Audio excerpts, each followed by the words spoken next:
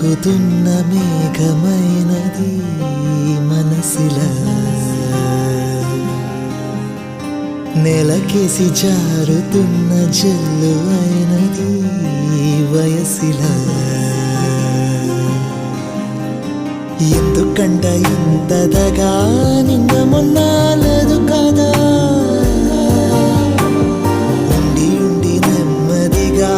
నన్ను ఎటో లాగుతుందా తప్పదని తప్పించుకోలేనని చెట్టు చేస్తున్నదా చల్లగాలి తాకుతున్న మేఘమైనది మనసిలా